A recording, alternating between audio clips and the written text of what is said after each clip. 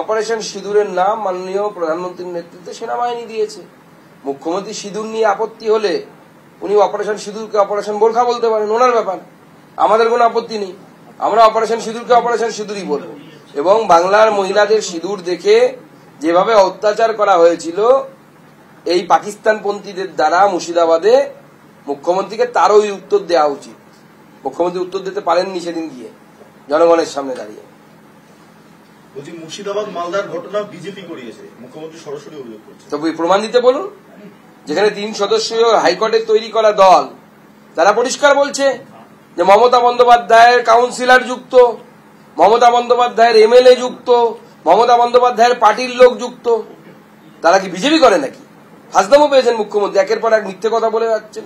দোকান কাটা মুখ্যমন্ত্রী এবং অত্যন্ত কুশিক্ষিত। আমি বলতে বাধ্য হচ্ছি, মুখ্যমন্ত্রী সম্বন্ধে এই ধরনের শব্দ আমাদের সংস্কৃতিতে ব্যবহার করা মানায় না, কিন্তু এই ধরনের কুশিক্ষিত মুখ্যমন্ত্রী পশ্চিমবঙ্গে এর আগে কোনো পায়নি। উনি বলছেন যে বিরোধীরা যে সময় আপনার হয়ে, আপনার সরকারের হয়ে, দেশের হয়ে গলা ফাটাচ্ছেন বিদেশে গিয়ে, আপনি পশ্চিমবঙ্গে এসেছেন অপারেশন সিঁদুর নিয়ে রাজনীতি করতে। দেখুন, দেশের বাইরের বিষয় দেশকে রিপ্রেজেন্ট করতে যখন যাচ্ছেন, তো স্বাভাবিকভাবে সেখানে দেশের কথা আপনাদেরকে বলতে হবে।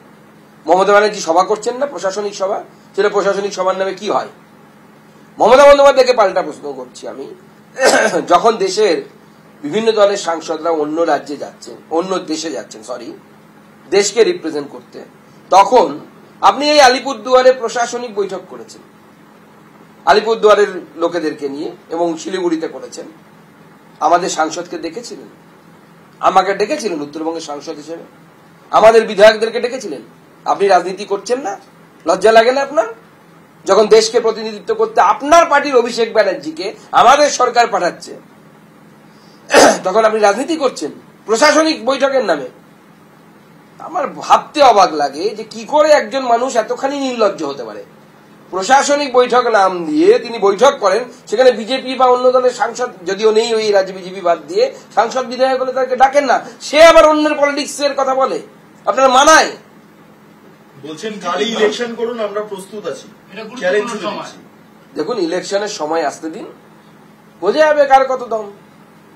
করুন না একবার, যে তৃণমূলের নেতারা বুথ জ্যাম করবে না, তৃণমূলের নেতারা ছাপ্পা মারবে না, মুসলমান লেলিয়ে দেবে না, মুসলমান গুন্ডাদেরকে, এইভাবে ভোট করে দেখুন না একবার কত দম হয়।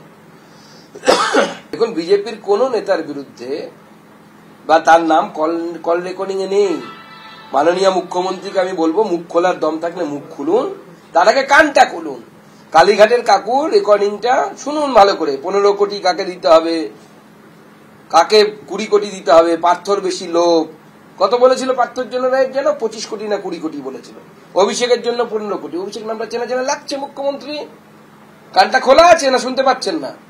আপনি তো শুনেছি টিভি দেখেন না, রাত্রিবেলা গিয়ে নাকি রিলস দেখেন, কৃষ্ণ কল্যাণী কোথায় গিয়ে ছবি তুলছে, কে কার কোথায় কি খাচ্ছে, রিলসটা দেখবেন আজকে। শুনেছেন অভিষেক নামটা? অভিষেককে এত দিতে হবে? নামটা চেনা চেনা লাগছে? কে অভিষেক? আপনার বাড়ির কে থাকে এরকম কেউ নামে? আছে চেনা? ছোটবেলায় তো পতাকা নিয়ে নাকি জিন্দাবাদ জিন্দাবাদ করতো 3 বছর বয়স থেকে। অলৌকিক ক্ষমতাপ্রাপ্ত বাচ্চা। আমাদের তো হয় না, আপনার পরিবারে হয় হয়তো।